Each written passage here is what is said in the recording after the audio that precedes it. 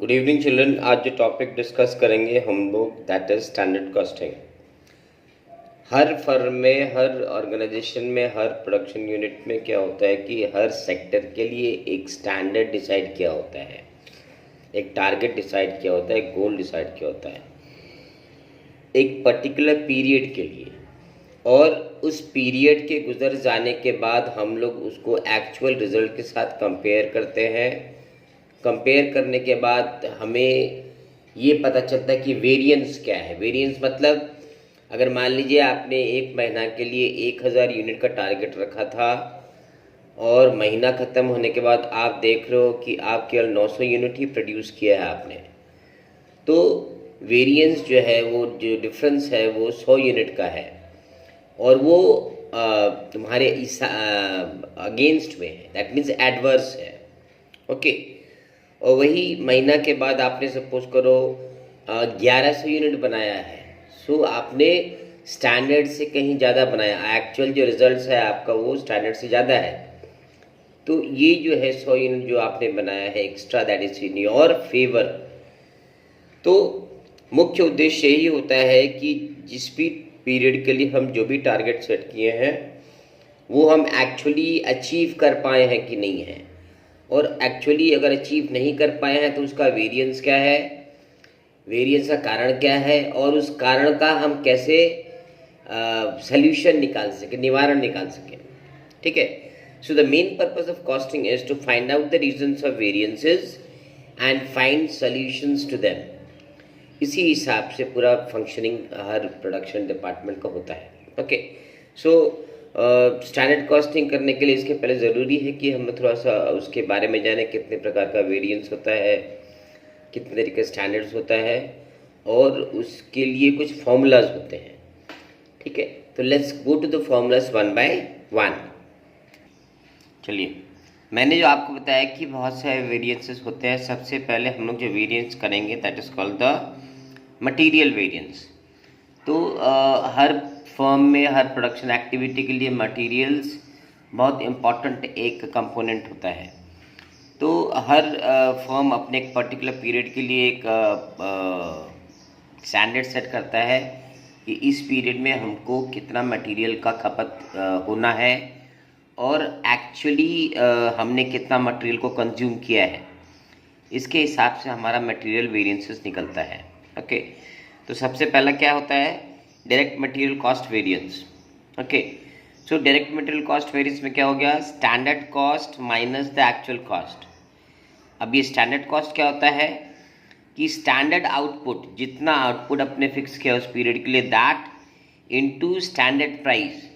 आपने एक दिमाग में प्राइस फिक्स किया हो कि भाई ये मटेरियल इतना रुपये पर यूनिट लगेगा, इतना रुपीज़ पर किलो लगेगा। Okay. So that is your standard cost. Actual cost में क्या आता है, एक्चुअल आउटपुट, एक्चुअली जो आपने कंज्यूम किया है, इनटू जो मार्केट से आपने एक्चुअली प्राइस देकर खरीदा, that is your actual price. Okay. So standard cost minus actual cost is your direct material cost variance.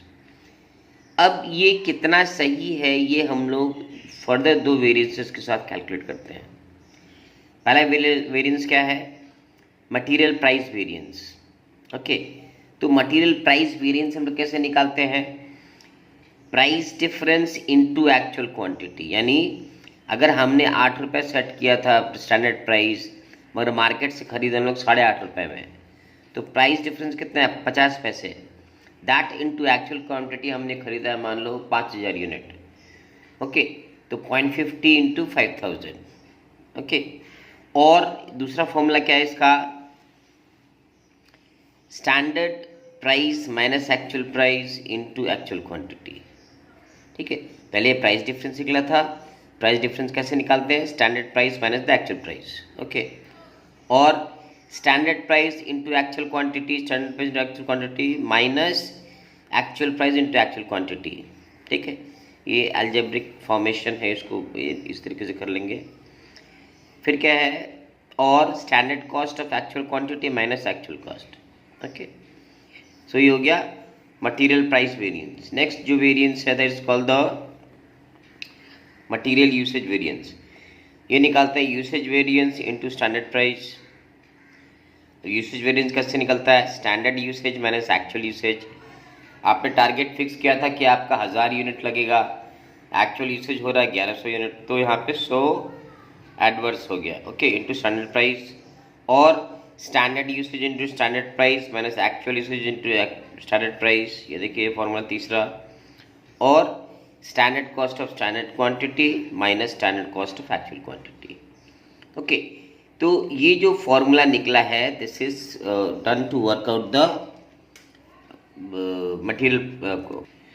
और लास्ट में प्रूफ कैसे करते हैं इसको? जो मटेरियल कॉस्ट वेरिएंस है, material cost variance will always be equal to material price variance plus material usage variance. जो भी पहले वाले इसमें निकलेगा variance, that should be equal to these two, okay. So let's do sums. अब देखिए ये सवाल है, the following data applies to the production of standard production known as PX।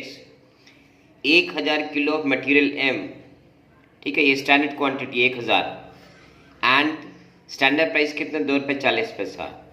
During a certain month 1150 kg of M was actually used. Actually usage कितना है? 1150। और किस price में हम एक्चुअली खरीदे हैं? ₹2.60।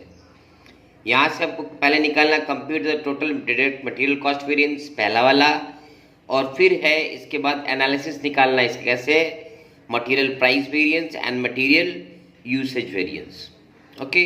सो दैट मीन्स जो फॉर्मूला हमने डिस्कस करा है उसका ये पूरा एप्लीकेशन है, okay. Let's move on with the sums. ये देखिए नंबर 1 है डायरेक्ट मटेरियल कॉस्ट वेरिएंस यानी MCV। MCV कैसे निकालते हैं? Standard cost minus actual cost. तो स्टैंडर्ड कॉस्ट कैसे निकालेंगे हम लोग? स्टैंडर्ड यूसेज 1000 किलो हमने स्टैंडर्ड यूसेज पकड़ा था। स्टैंडर्ड कॉस्ट कितना है उसका? ₹2.40 minus actual cost. Actual cost कैसे निकालेंगे? एक्चुअल यूसेज कितना हुआ है? 1150 यूनिट इंटू एक्चुअल रेट कितना है? ₹2.60, यानी 2400 माइनस 2990, यानी हमारा जो स्टैंडर्ड कॉस्ट हमने डिसाइड किया था वो 2400 का था, लेकिन एक्चुअली जब हम उस प्रोडक्शन लेवल को अचीव कर रहे हैं तो मेरा टोटल कॉस्टिंग आ जा रहा है 2990, यानी 590 का वेरिएंस है, डिफरेंस है। और ये 590 जो है क्या है? ये एडवर्स है, ठीक है। This was number 1। अब ये है नंबर 2। अब ये है नंबर 2 का A। नंबर 2 का A क्या है? Material price variance. तो मटेरियल प्राइस वेरिएंस था क्या था? Price difference into actual quantity. तो प्राइस डिफरेंस कितना है? जो मेरा स्टैंडर्ड हम लोग डिसाइड किए थे वो ₹2.40 था, और जो एक्चुअली हम खरीद रहे हैं ₹2.60, और एक्चुअल क्वांटिटी कंज्यूम्ड कितना? 1150, यानी 20 पैसा डिफरेंस है प्राइस का, that into actual quantity consumed, यानी 1150। तो ये भी मेरा बढ़ा हुआ है, यानी ₹230 एडवर्स, ओके। और ये है 2 पार्ट का B नंबर, ये A पार्ट था, ये B पार्ट था। Material usage variance. Material usage का वेरिएंस का फॉर्मूला क्या था? Usage difference into standard price. तो यूज डिफरेंस कितना हो रहा है?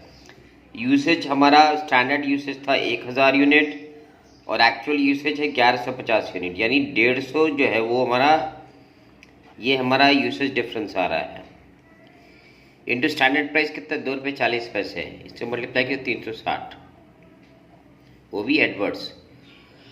तो इसको हम लोग प्रूफ कैसे करते हैं?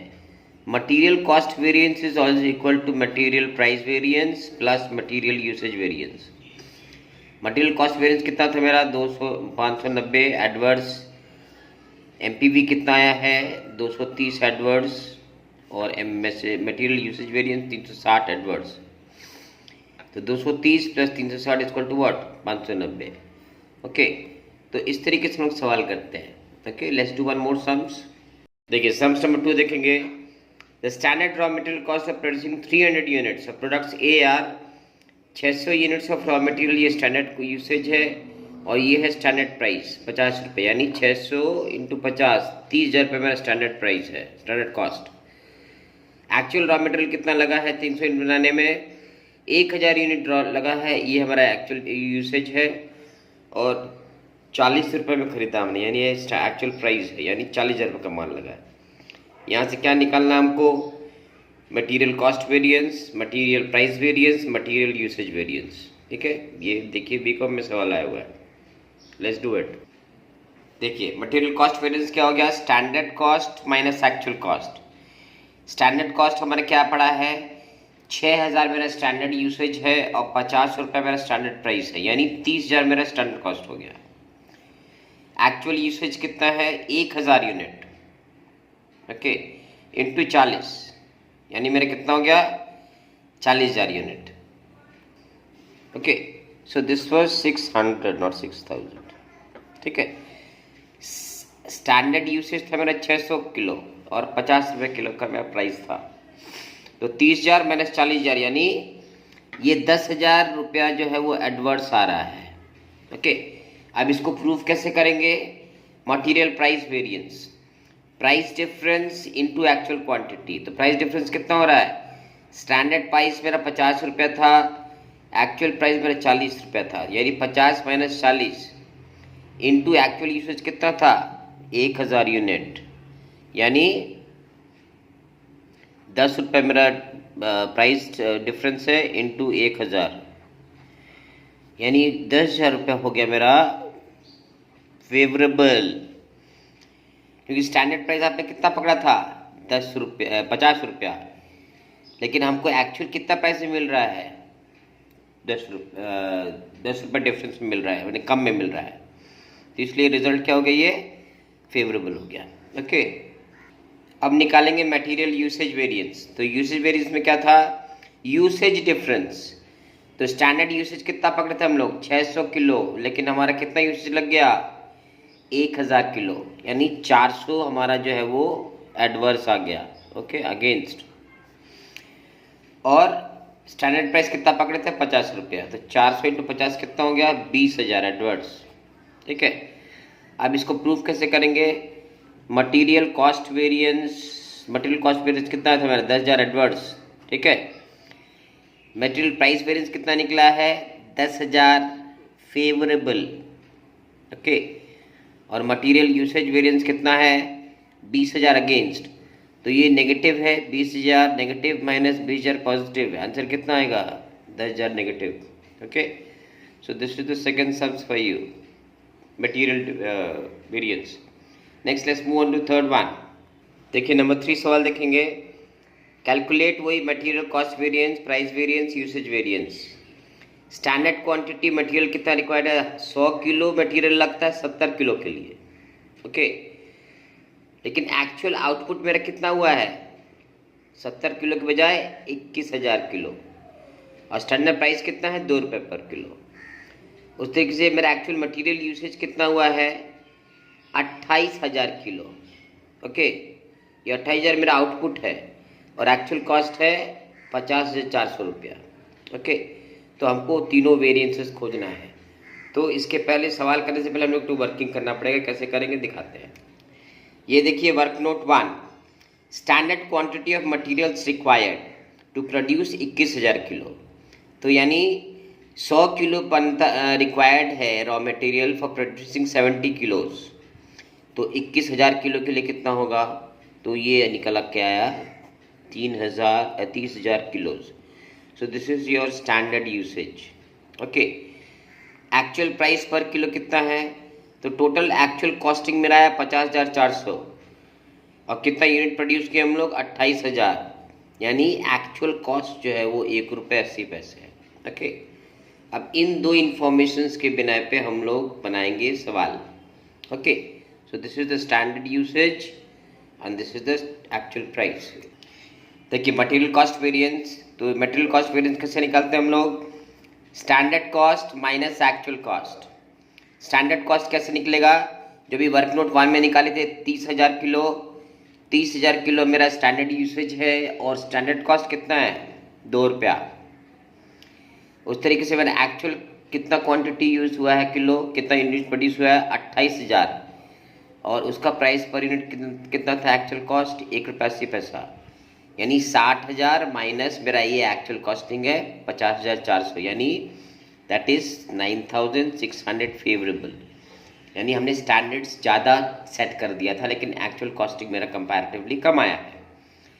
अब इसको प्रूव कैसे करेंगे हम लोग? That is through the material price variance. Okay, what is material price variance?